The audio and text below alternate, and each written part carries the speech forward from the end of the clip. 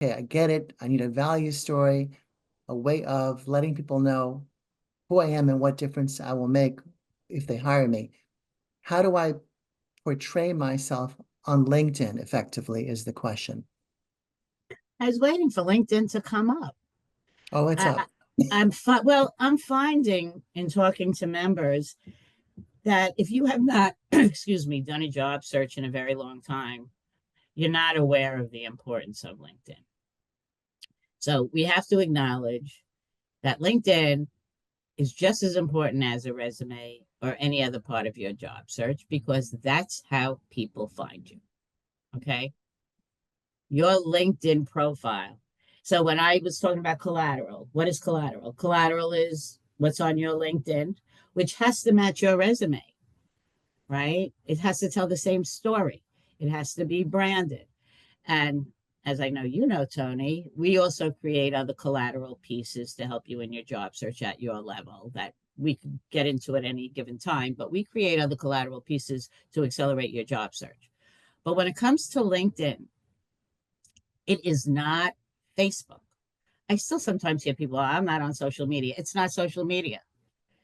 It's a very integral part of your job search.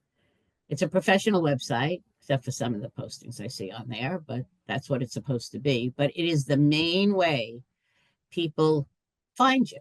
Now, there's a science behind it. Your LinkedIn profile, it's kind of a science and an art. The science comes into the algorithms that are built in there that's going to determine if people find you or not. So the way your LinkedIn profile is written is going to determine if that Corn Ferry recruiter or me at Robert Half or the VP of talent acquisition at a Fortune 100 company or VCs and PEs. Many of you want to go work for those organizations. They go right to LinkedIn and pick up the phone. I know many people that that has happened to. So your LinkedIn has to tell your story, has to be compelling. It can't just be a list of your job description, can't be a job description. And the algorithms that are built in there that our folks have to stay up on all the time is we know it's going to determine if you're going to come up in a search or you're going to be number 25 or number 250 in that search. It should not be the same as your resume, but it has to tell the same story and your experience has to match and you have to have a professional picture.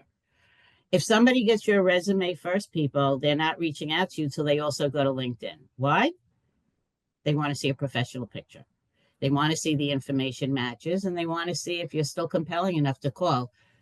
These people searching only are looking for the cream of the crop, right? If I'm a recruiter and my client's paying me 40K to go find the top notch COO in this country in manufacturing, I go through 30 or 40 profiles an hour on LinkedIn from my search. Why? If you look like everybody else, I'm not interested in you. My client's not interested in paying for the average Joe. I'm looking for a superstar. So your LinkedIn is critical to find you. And I know many of you, especially in that VCPE world, many of my friends from recruiting, they're all recruiting for venture capitalists now. I'm up in Boston, land of the VCs, okay? They go right to LinkedIn to find you. So it is critical. Is it exactly like your resume? No. There are some differences, but it's very critical the way you have your profile set up.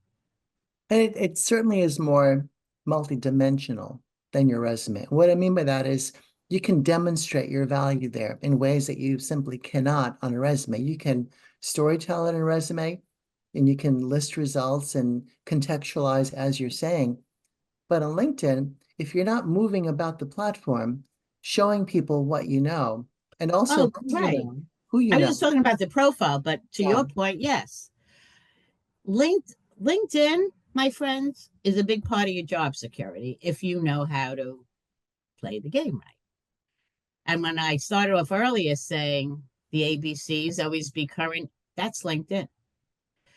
You need to be active.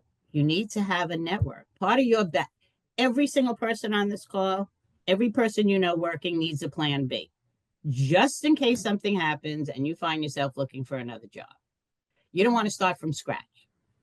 You want to have an active LinkedIn network that you could tap into right away. You always want a compelling LinkedIn profile. Who doesn't want to hear about opportunities, about fabulous things, even if you're working and happy? true. That's an opportunity for you to build recruiter relationships. I hear all the time, I don't know any recruiters. Well, that's because you haven't taken their calls in the past 10 years. Take their calls, talk to them, build a relationship. Even if you're not interested in the job that they're presenting to you, build a relationship. I've had relationships with recruiters my whole career. So LinkedIn has a lot of different dimensions for when you're looking or when you're not looking, or it's a way for you to be active, post thoughtful posts, engage in conversations, be known as a thought leader, keep your network current, keep expanding your network, stay in touch with people. That's really your security.